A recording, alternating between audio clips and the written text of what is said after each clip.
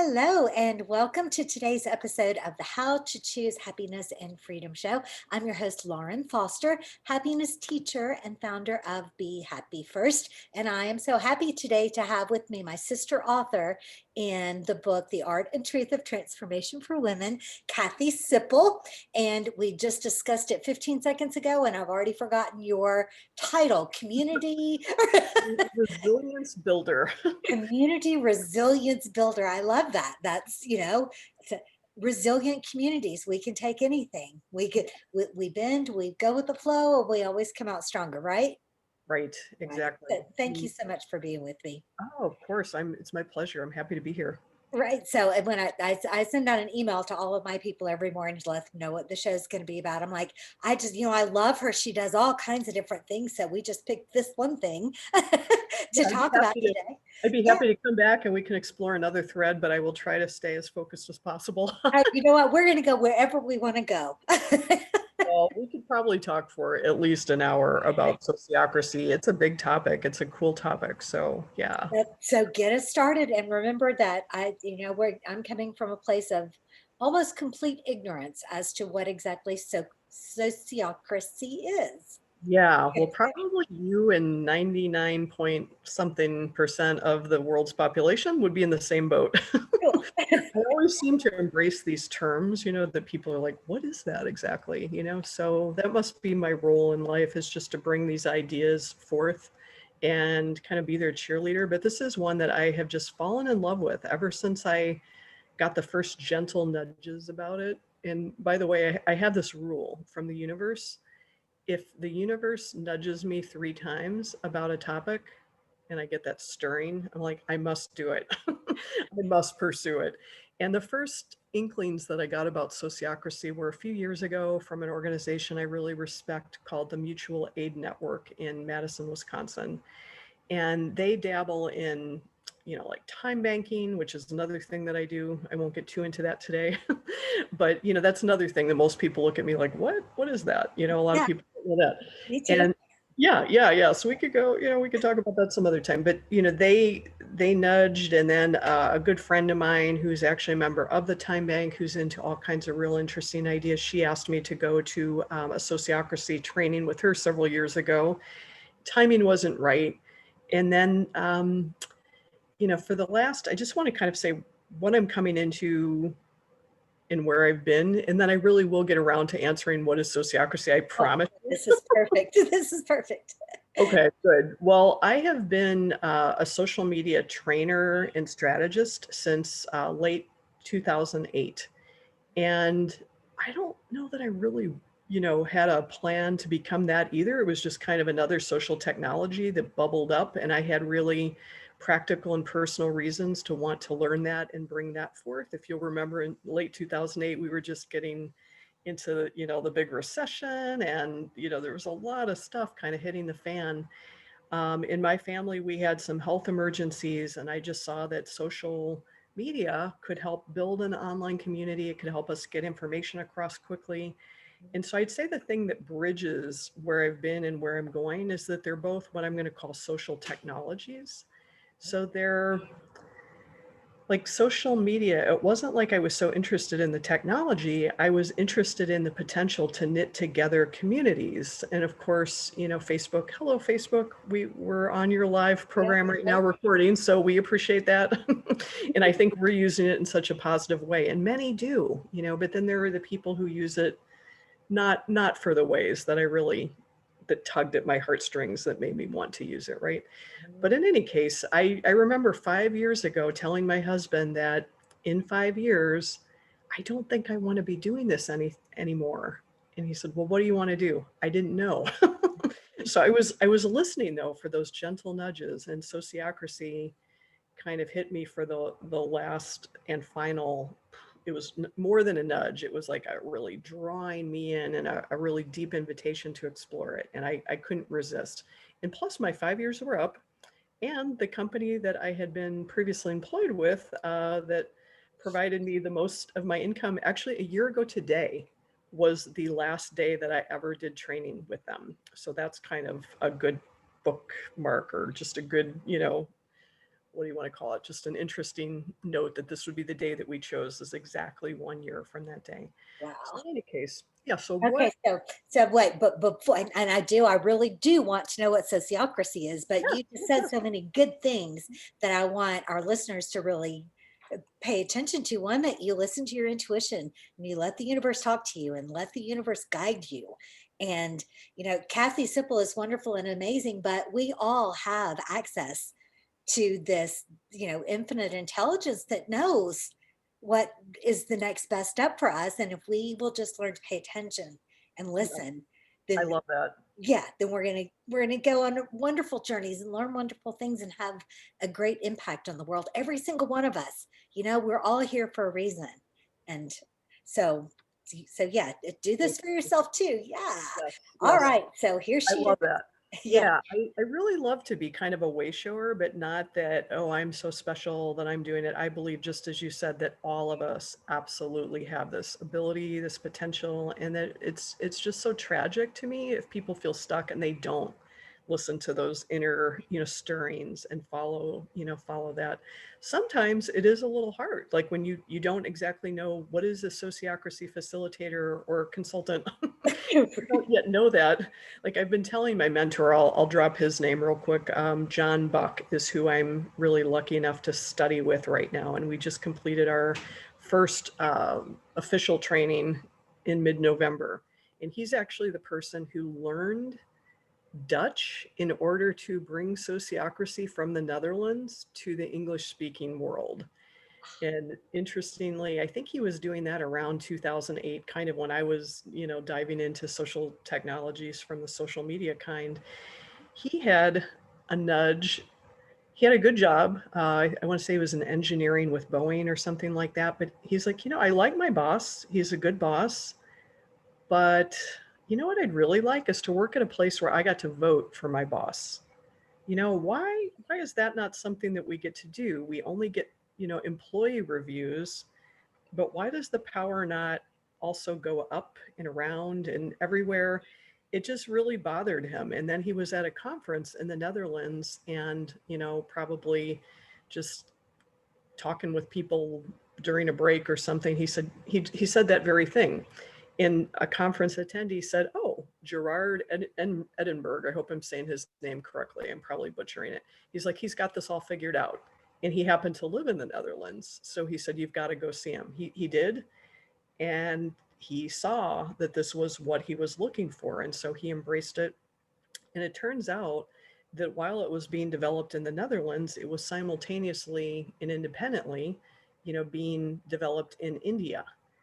And have you ever heard of that thing about the 100th monkey? Like how monkeys separated from, across the sea, they figure out, Go on. yeah, it's Yeah. like that hive mind, even when they're not, connected geographically, like they learn to use the tool, they learn to crack open the coconut, like in the exact same second or minute or day or whatever it is. Right. And it's like there's no logical reason why that would happen. But, when the idea is ripe, the mind, sends out these signals and just, gets to the people that need it. Yeah, and that connection to infinite intelligence. Now, was it called sociocracy at that time? It was, Yep. yes. And It both felt, groups that were developing it called it the same uh, thing? no, I'm not actually sure what they were calling it in India. I think sometimes in India they're just called neighborhood parliaments. Um, they've been, I know, not, I'm not expert in either the Netherlands or India, but some of the things that have excited me that I've heard about it.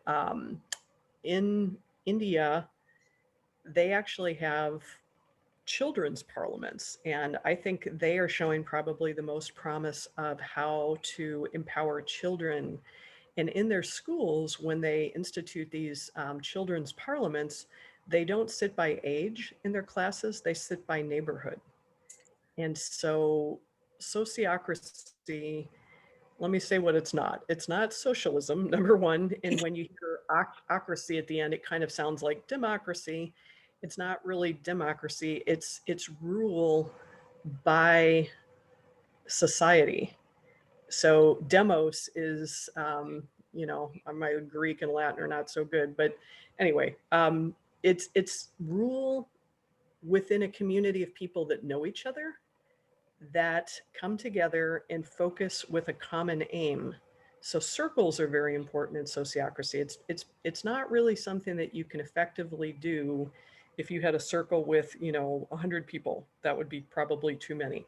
In your circle, in sociocracy also is a system of circles. I'm kind of jumping all over here, but I'll just do a little bit of a download.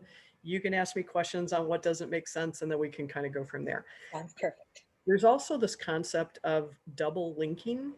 So, when you look at a traditional corporate structure in most companies, right, it's that pyramid shape, right? And you've got the power centralized at the top and the person way down here at the bottom, the janitor, the data entry person, whatever it might be, never the two shall meet, probably, with the top echelons and the lowest levels, right? But in sociocracy, you have representation from every level at a general circle.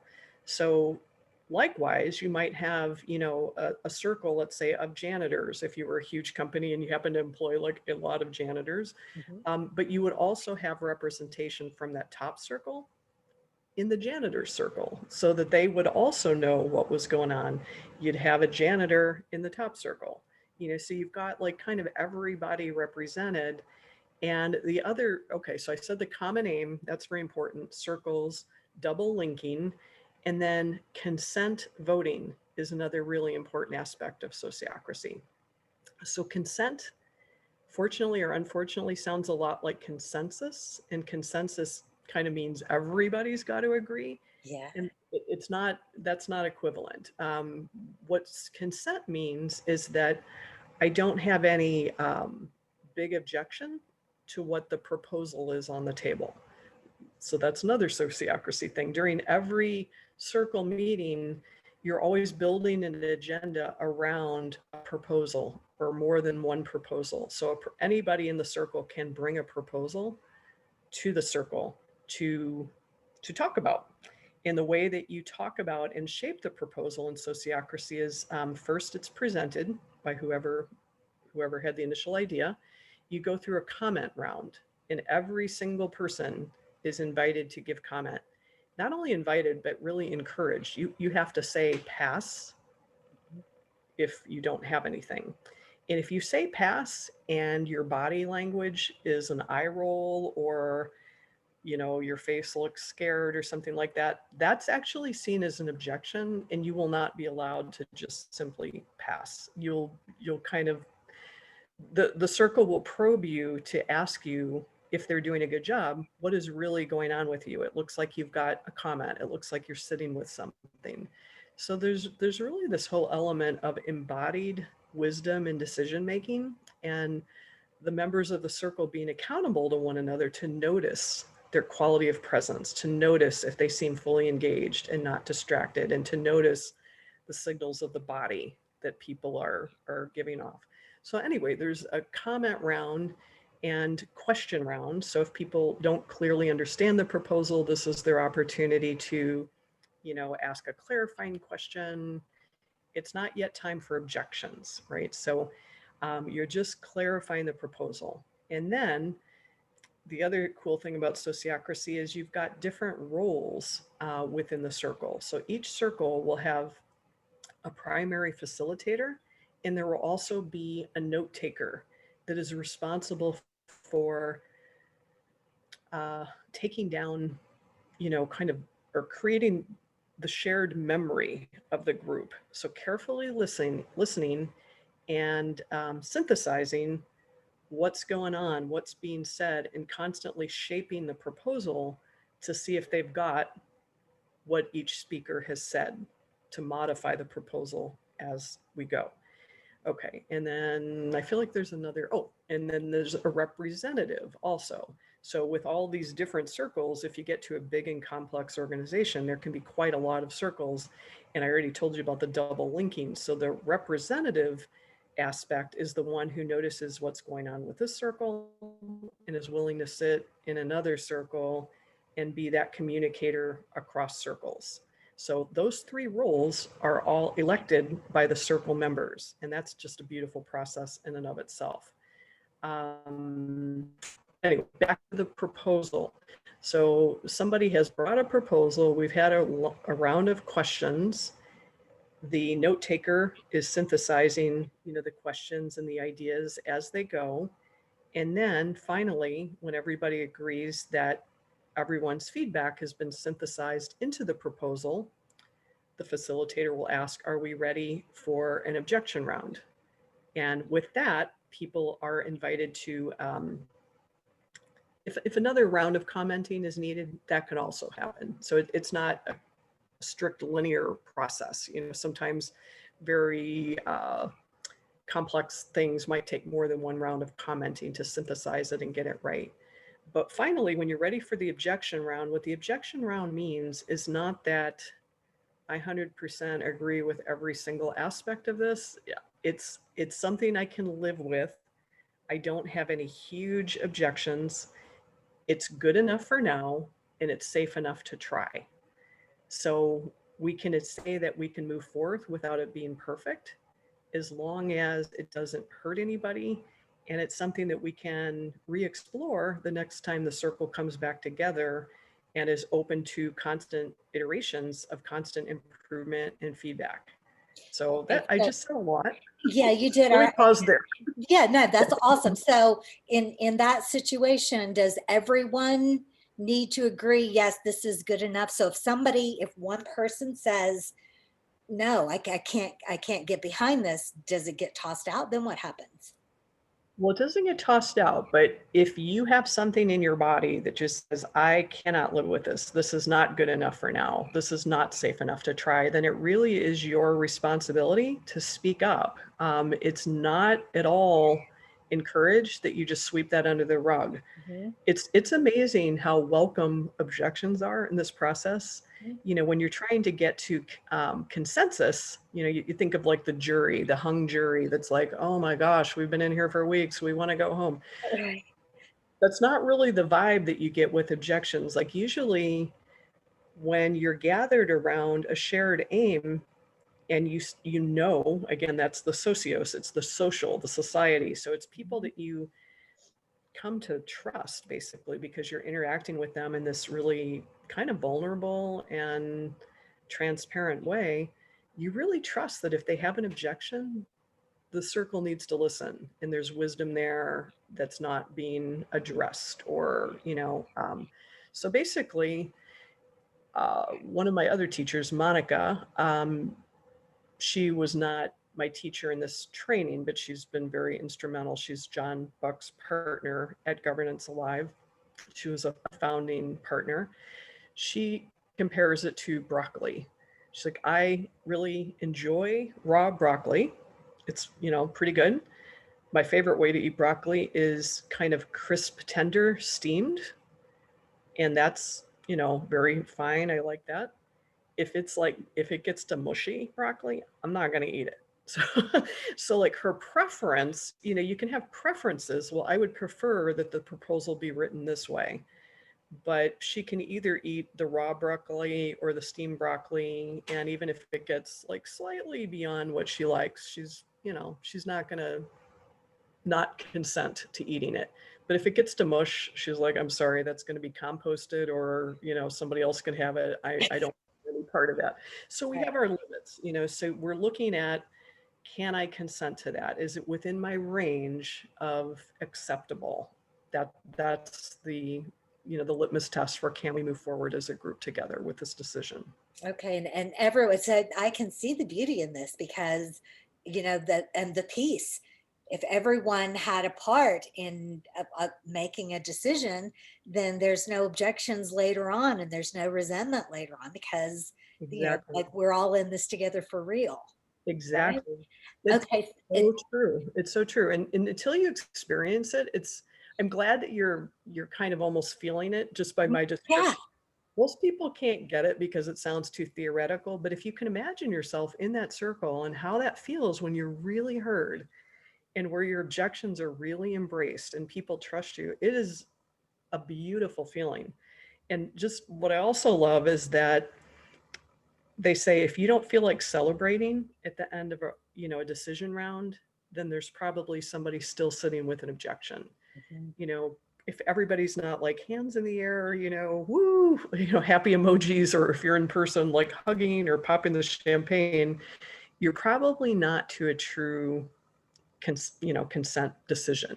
And you're absolutely right. It's like by taking that time to make sure every voice is heard, capture all the crowd's wisdom, you end up with like stronger organizations that really, capture the gifts that all of their various members have that otherwise would just be overlooked, and, more loyal, Mhm. happier, group members. And by the way, when I'm talking about a group, it could be, A family, it could be a community, yes, it could be a Girl Scout troop, it could be absolutely. It could a be a manufacturing company. It could be a school. classroom. Yeah. It could be a government. But Governance Alive is the name of the company that I work with. With John Buck and Monica Magniewski. But it's not really all about government. It's Right. governance. And another synonym for sociocracy sometimes used is called dynamic governance. So, for me, that's really nice that it's called Governance Alive. When I heard the name first, I have to tell you, I was baffled. Like, what on earth do people do? I don't even understand what that means. It just was so alien to me. But now that I'm getting it, it's like it's not the stagnant form of governance where, the rule comes down from above. And Yeah. I have never had any affinity or love for the word governance before. And now that I'm learning sociocracy, I can't wait to like take it everywhere and I see where know. play with it, and in every ecosystem where I play, Mhm. because once you've experienced that, it's really, really hard to go into a meeting where Robert's rules of order, rule the day. That just feels not alive. Right. Not, I don't know how I'd go into a traditional corporation with a typical power structure and work like that. Like once your voice is heard and you're used to the benefits of reaping the wisdom that comes with everybody's voice, like why on earth would you want to go back? Right. Well, Right. And as I mentioned before the show, we typically avoid the discussion of politics, but how beautiful would it be if a country were yes, able to, and it wouldn't be impossible, so a community is a circle, and right. then there are representatives from that circle that represent, the town, and so on and so forth. I mean, it could totally be done, It, and everyone truly does have a voice. yes, yeah, Yeah, and then the divisiveness would be gone. yes. And So, so I would just love to invite people to give it a try. I don't know when the next free, it shouldn't be called a webinar. It's really like a taste of sociocracy immersive experience, but people kind of get webinar when you say it. It's not a talking head where they're just talking at you, but if you go to governancealive.com, you can see if there's a free webinar coming up. The best way to experience this is just to come and play and try it out. It's a 2-hour experience. It costs nothing. It's totally free, and they give you a little background about sociocracy for the first 20 minutes. If you've heard me, you're going to be like, yeah, I know that. I know that. But it's always good to hear it again from the expert. And then the majority of the time is spent with somebody just, crafting a sample proposal. And these people who have never met one another, who just come together on a webinar, they kind of play the roles of, what are my feelings about this? What are my questions about it? And people are moved even in that, semi-fictitious experience that's not really such a common aim. They're amazed at like how quickly, people come together, figure out smart questions, figure out great solutions that none of them would have figured out on their own. So it's this multi-brained alive organism that we can really be when we just admit that we need some form of facilitation, a shared aim, and some ground rules. And it's beautiful, beautiful. yeah, so the total is more than the sum of its parts. It, becomes something bigger and Yes. better and awesome. This is Romeo. He always Hi, he, Romeo. he comes to almost every video. Um, My dog so will be jealous. I banished her to the bedroom office. Ah, banished. That's a bad word. I know. She's able to bark or knock over the computer. She's not little. She's a big dog. So, I gotcha. It's, it's good. And I appreciate you honoring the video by not having it interrupted, but I wouldn't care just for the future. perfect. Good to know. Good to know. Sorry about that. Yeah. Okay. So I'm breaking this down in my mind to the smallest um, group. So like a family. How empowered would children be if Yes. they grew up having a voice in their family dynamic? Yes. Uh, And in my family, we had a family of five, and my parents were pretty awesome. I mean, they are awesome. I'm blessed. Both of them are still alive and with us. But they would say family vote time. And when we would decide on where to go for vacation or where to go for dinner, they would actually allow me and my two younger sisters to vote. ah, And so a family of five, at 6 years old, you could be the deciding vote of where we went for vacation. And we would always say majority rules. Okay, so that's not consent. right. So that still means that you could end up with two unhappy people. And maybe even that third person wouldn't be that happy that made the deciding vote because a lot's on them that they swayed it one way or another. Yeah. So that's democracy, right? That's Majority rules. democracy. Okay. Yeah. And Gotcha. I believe me, democracy it's a wonderful thing. I'm not here to overthrow anything. Right. But I do want to say, I'll put in a plug for John's book. I think it's really great. It's called We the People Consenting to a Deeper Democracy. And it's about sociocracy and just how, for a lot of reasons, obviously, democracy, um, if you said, oh, on election day, we're going to go to the polls and do it sociocracy style, well, I don't know of any way that that would work. That seems like a hot mess. But in committees and, things like that, yeah, absolutely. Breaking it down to a smaller uh, example, maybe not the family, but in governments, they could probably do it on, these house commissions that are put together to look into a certain subject. I mean, that seems like that could easily be done, right? Right. Yeah. And just for the record, wherever you're watching or listening to this, if you just look below, we'll include all of the links that all of the things that Kathy's talking about. And I kind of glanced at one of the links that you sent me, and I have a feeling that one of those free sessions is either tomorrow or next Friday. So that's December the 4th or December the 11th, I think. 11th. Yeah, something like that. So One on the 11th. I'm not sure what they decided with holidays and everything like that. But if there isn't one currently there when you look, check back in January, and they do happen at least once or twice a month. yeah, So I'm 99% sure that it's either this week or next week. So don't wait. yeah, Go, good. go and check that out. And we'll share the book. We'll share the links to get to Kathy. We'll share everything so you can just click on it and go there. Okay, so we talked about the family unit. So I think I get it. I think I understand. So let me just draw a picture and then Okay, you can correct me as to where good. I That's am. perfect. All Yes. right. So there's a company that employs 100 people, and there are 10 different departments. So there's 10 people in the marketing department, and there's 10 people in the janitorial services, and there's 10 people in all of these different ones. So they all have their own circle where they are making decisions amongst themselves. And each group has a facilitator and a note taker who is compiling all of the information and refining the proposal as comments and things are made, right? And then there's a representative in each of those 10 circles, right? You're a very good student. I'm You're listening. a good listener. Yes. Yes, you got Yes, I love learning. it. Okay, so there's the 10 different ones. Now, where does the boss, where does the buck stop? Okay. Well, that's the interesting thing is it's, since it's alive and it's dynamic, the buck really never does It never stop, stops. right? Okay, right? So it's really pretty cool that, the boss would certainly have a voice as well, because it's not like their voice is not important.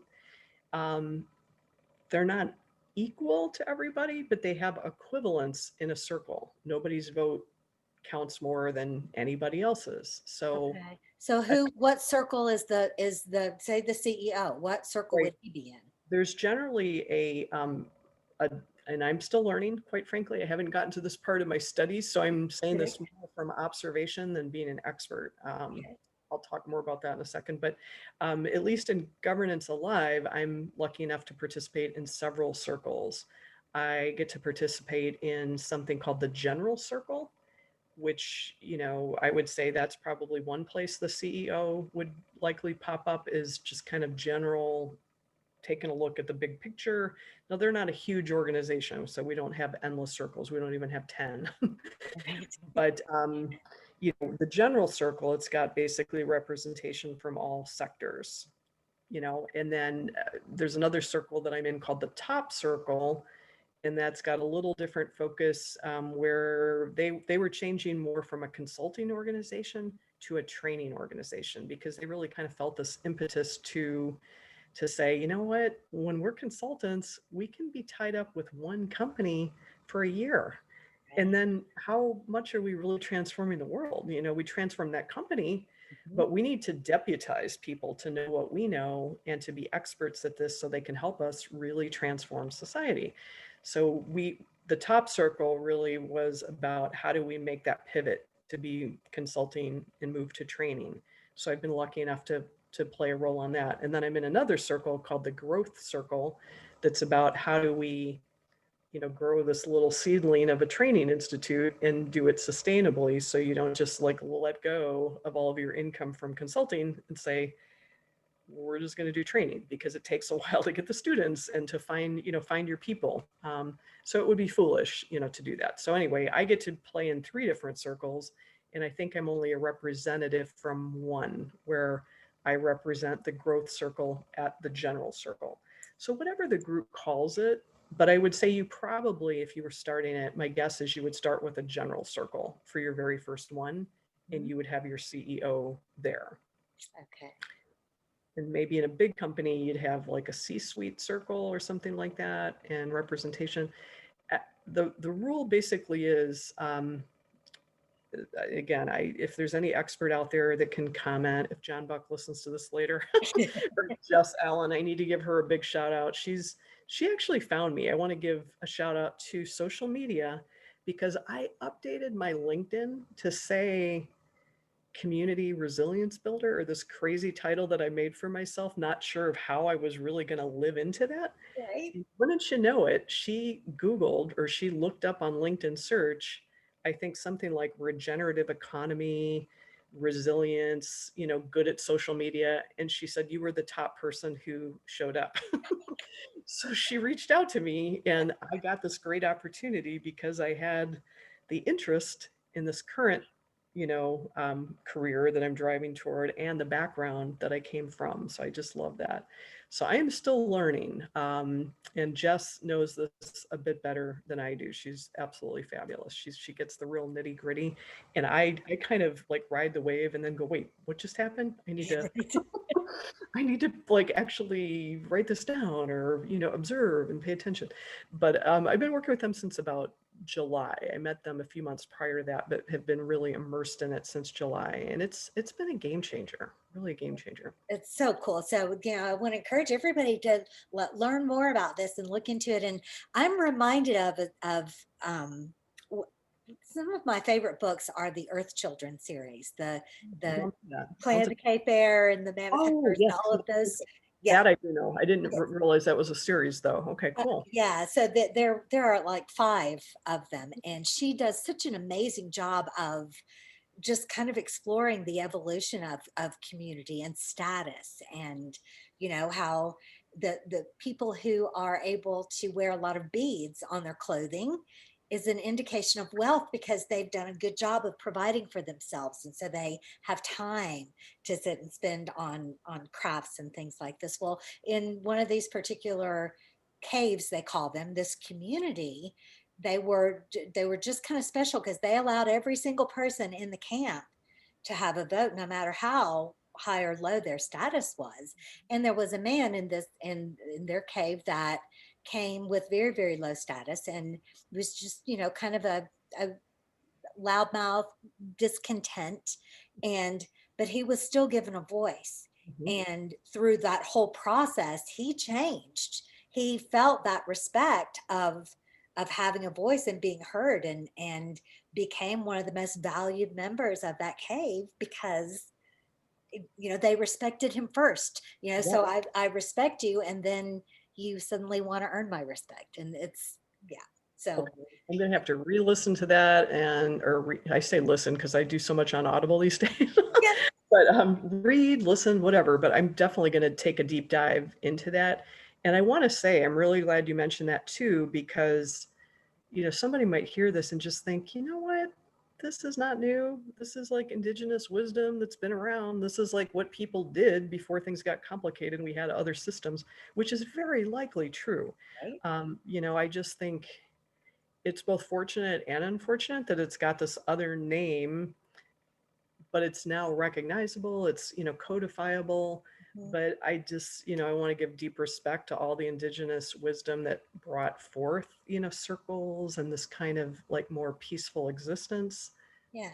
previously. To me, it just feels like it's a fusion between, interestingly, some of the most receptive companies for this have been the very technical companies, like companies that build apps or build software, like Mhm.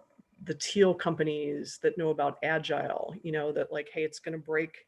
Let's hurry up and fail, like Google says, fail often or something like that. And, you learn and you move on.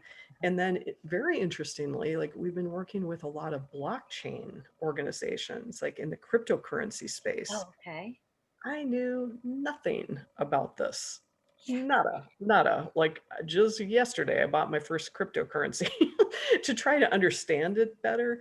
Uh-huh. But the reason I think it's such a marriage of those two is that they kind of hang their hat on being a decentralized organization. Like the blockchain, if you look into it, I definitely am not expert in this, but it's all decentralized banking where they really hope to kind of be this alternative to banks and finances, and where no one person holds all the power. It's not like a bank CEO holds all the power. It's the chain that gives the power.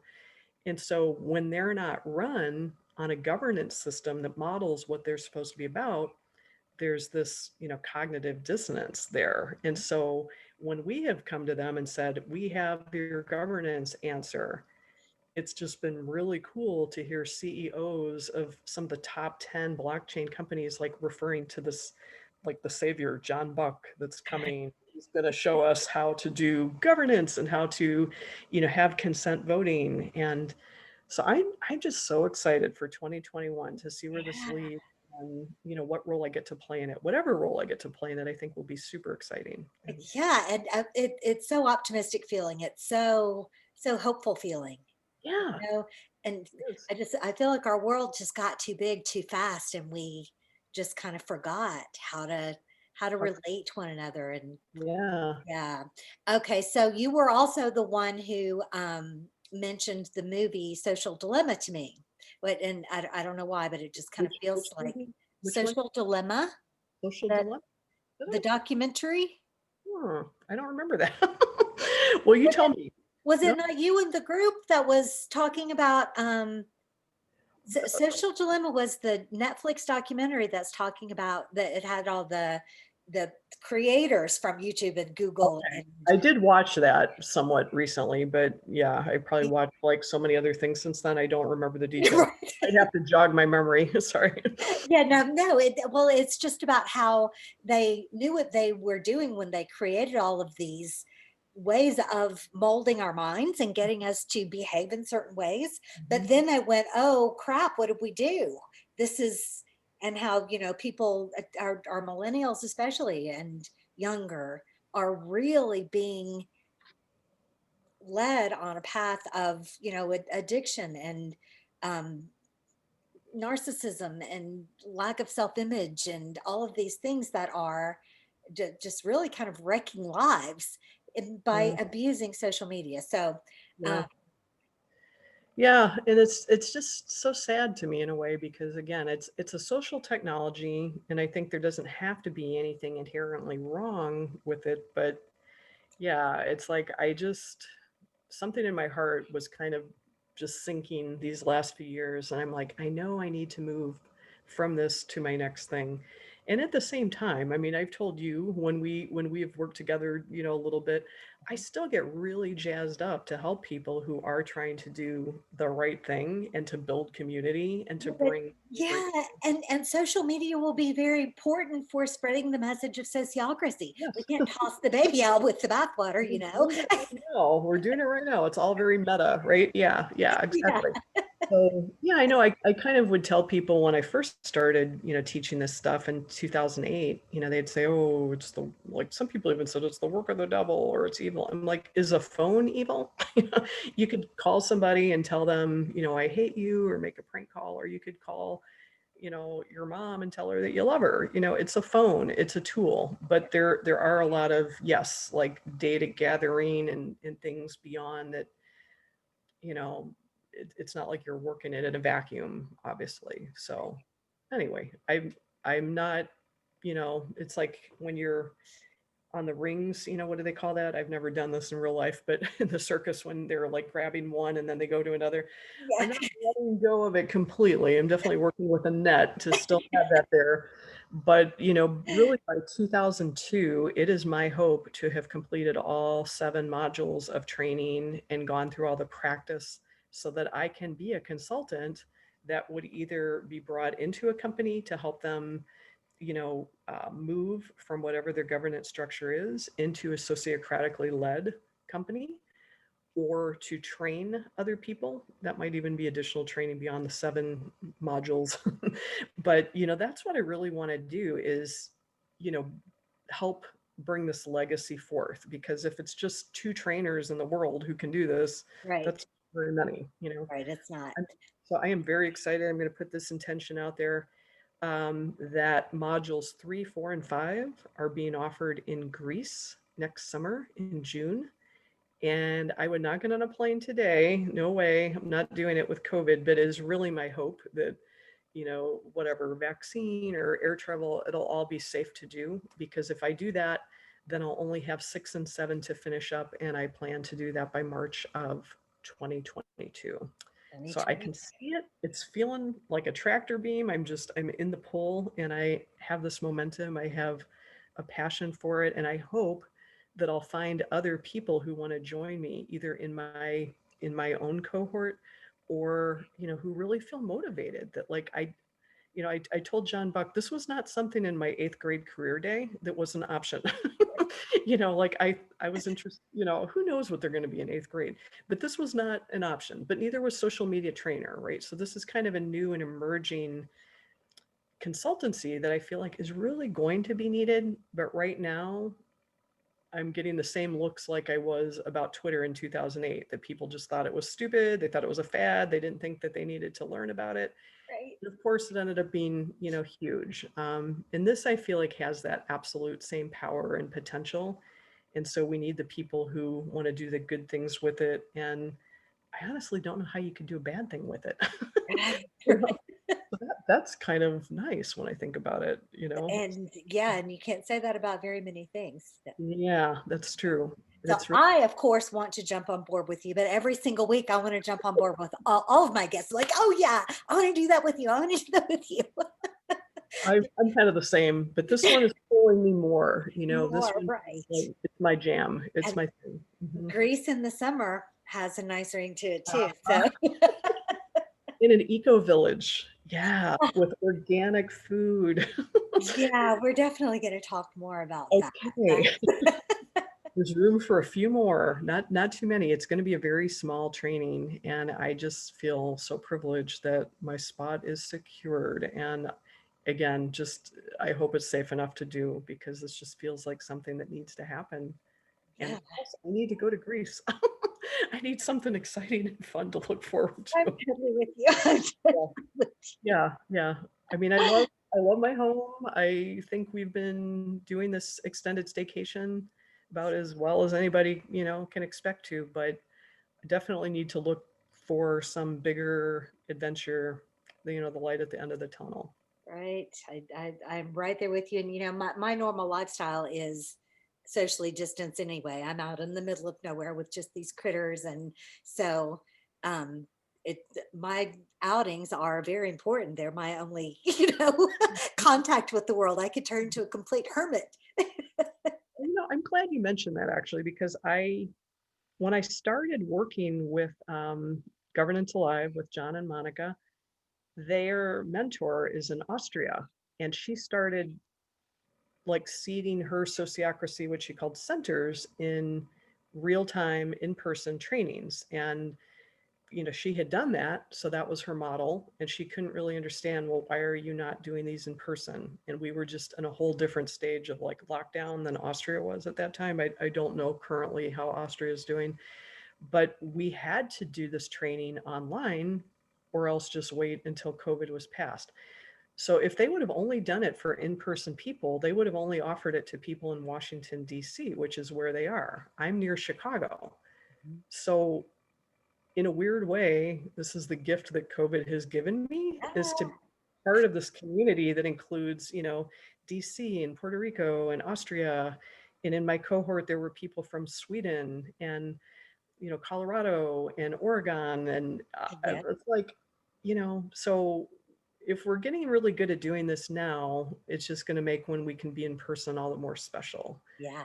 But if this hadn't happened, I wouldn't have been, No. somebody they would have considered as a student. So So many of that, that when we shake everything up and you can't do things the way you did before, mhm, suddenly you get to use your imagination and think of new ways to do things. So yep, it's a giant gift, a giant reset for the world. And definitely. yeah, it's all going to work out just fine.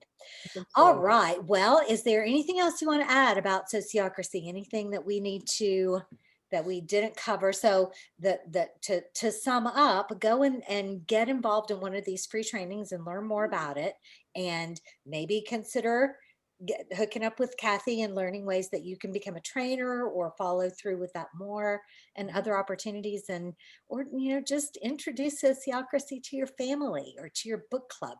You know what? I'll tell you, even it definitely helps to practice. It helps to have a community of practice. We actually are having our first study session next week from our first cohort training. So, it's one thing to learn the book knowledge, but if you don't practice Right. facilitating and offer feedback, that's an important thing. So I do want to say, like, there are other people doing this sociocracy training, and I am from a marketing background. So when I first started talking with them in July, I was like, okay, so what's your niche? And, let's do a SWOT analysis. And they weren't marketers at all. They're like, we just want to transform society. We didn't have our edge defined. So I do want to say Sociocracy for All is a nonprofit. They are out there and they have an online course and it's lower cost. So if you look at our pricing, you're like, oh, I want to learn it, can't do it, you're still welcome to come to the free webinar. But maybe, the online training would be important or helpful for you. So we are actually trying to create a sociocracy ecosystem so that we can work with organizations like Sociocracy for All, Mhm. like I think it's called Governance from Below, that's kind of more in India. Just kind of saying, what do you do really well? If you're an eco village, I mean, there was actually a sister author who was starting an eco village out near Seattle and British Columbia. And she loved everything about it, but she's like, oh, we can't afford that training. I'm going to now send her to Sociocracy for All now that I understand that price point might be, more palatable. But I would say if you've got like a blockchain organization, or I was just talking to somebody yesterday that works with like the Unitarian churches all over the country. And I was like, you know what? For that wide of a network where you really need to do it to scale, or, if you're coming from a corporate background, kind of the enterprise solution, Mhm. that's where I feel like Governance Alive is really good, because John and Monica sort of are used to that really complex, I mean, gosh, I've been working with John on a proposal over the past week that we've probably put 10 or 12 or more hours each into working on this proposal because it's so complex. Those are the kinds of things that he can do, is just take it from how the heck would I do that to boil it down to like, this makes sense. Here's where you would start, you know. So anyway, there are a lot of different places you can learn it, and you can get the book too. You can get the book I already mentioned, called We the People, Consenting to a Deeper Democracy, and we'll throw the link in. And there's another one too, if you are in the technology space, but even if you're not, it's pretty cool. It's called Bossa Nova, and Bossa Nova stands for, let's see if I can get this right, Beyond Budgeting, Open Space, Sociocracy, and I'm forgetting one, Agile. Okay, so it's an acronym. Okay. Nova just being new, but it was intentionally named after the dance, because it's in the music, because it's kind of like, it's alive, it's like dynamic. And so John is really good at using other social technologies that might be needed beyond sociocracy. I love sociocracy, and alone it is powerful, but in conjunction with some of these other, social technologies, it can even be more powerful. So anyway, that's all I want to say, is we're not the only place to learn it. There are definitely some other places to go. But if you have a complex issue, I'd say talk to John. Okay. Talk to him probably more than me, because I'm not going to know the complexities yet. I'm still learning, but I hope one day. Yeah. Well, you are clearly in love with everything about it. I love your passion and your enthusiasm, and it's Thank going to be you. awesome. I can't wait to see what you do with this. I can't wait either. I hope, really. I mean, the reason I want to learn it is, my passion is the environment. And one of my other, I always have like a collection of jobs at any given time. One of my other jobs is a resiliency coordinator for Earth Charter Indiana, because I live in Valparaiso, Indiana, about an hour outside of Chicago. And it's funny because I had to lead this team of volunteers on Zoom all summer. We were really dealing with this complex goal, and people did not know how we were going to get there. We didn't have any governance, if you will, because we were just this ragtag collection of volunteers. And I was trying to apply sociocracy principles, even though I was the only one in our circle that knew the word or what I was doing. I kind of sneaked it in there, and it still worked. And we had incredible results. That's what I wrote about in our book together, is that project and how transformative it was. I didn't get to go very deep into sociocracy because we only have so much room, Right. but it was about how people were so empowered and they felt listened to, and we came to solutions better. And I kept trying to tell them, you guys, it's not just me, it's the sociocracy. And they just thought it was magic. They didn't really care that it was called sociocracy. They just were so thrilled to be a part of, such a dynamic group. Right. Oh, it's very, very cool. I love it very much. One of the things I forgot to tell you before we started is that the only way I know how to end this is to end the call. So Okay. that's the first time I'm like, oh, I just hung up on somebody because That's okay. just I, like, I sometimes I forget to tell people that with my podcast too. I'm like, it's very unceremonious. It's just click. yeah. I get it. I totally get it. Thank you again for having me. I so enjoyed it. It was great. Oh, I'm so happy that you were here. Yeah, okay. So my curiosity is going to kill me. You have to tell me just at least, what is a time bank? Okay. Can I Well, go get to some be continued. withdraw some time out of the bank? Yeah, I mean, haven't you ever been situationally time rich? Like if you're unemployed, or you're on disability, or maybe you're retired and you're like, man, maybe I shouldn't have retired, or you're a young person and you haven't yet found, a job, or you're a teacher and you have the summer off or something like that. You're like, gosh, I wish I could bank this time. Well, guess what? You can. So I have been a time bank coordinator. I was the founder and coordinator of my local time bank here in Valparaiso, Indiana, called Co-Thrive Time Bank. And when I started on the journey, I just kind of Googled and found, some leaders. And there's basically two main places where you can learn about this. Time Banks USA, which .org, I believe. They might just be timebanks.org. They are also coincidentally based out of DC. I keep thinking if they got together, it would be so awesome. It'd be so cool. To be continued on that. And then the other one is called Our World, with an H, Hour, happyworld.org, and they are out of Portland, Maine, and they're both like beautiful, beautiful people that have software that helps like from the technical aspect.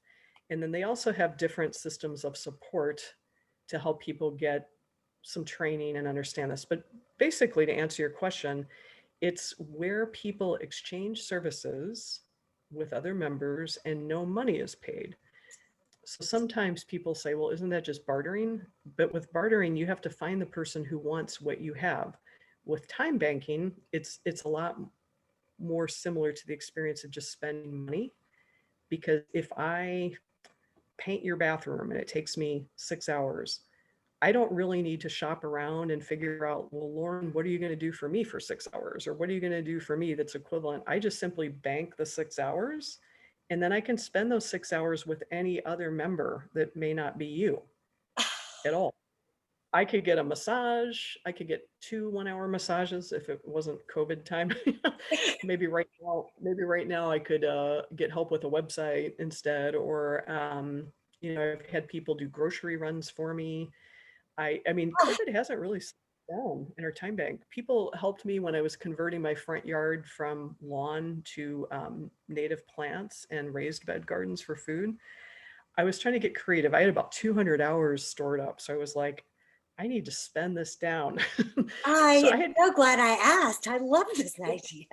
I love time banking. I love time banking. It's just, to me, it's right up there with like permaculture and sociocracy. It's like, I'm not going to rest until I can get those things kind of introduced in the mainstream and have these be a thing.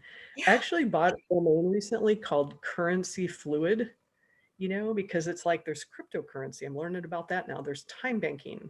There's like social capital, there's all these different things besides money. Like money is important, but if you're fluent with all these other currencies, it can just enrich your life and, bring value when you could be kind of down. You could be low on one of your accounts, but by understanding how to be fluent in these other aspects, you can really, get yourself right side up in a much easier way. That's awesome.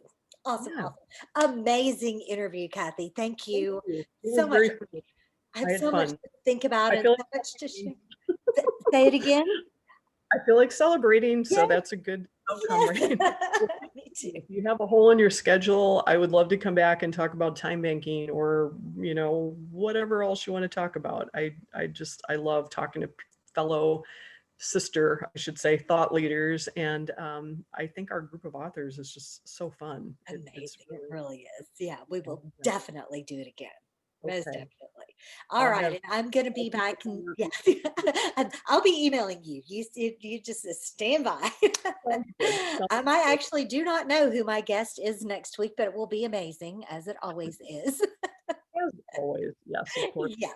So All be right. sure to join me right back here next week at 11:30 Eastern time on Thursday for the How to Choose Happiness and Freedom show. In the meantime, remember that happiness is a choice. And you can always choose to be happy first.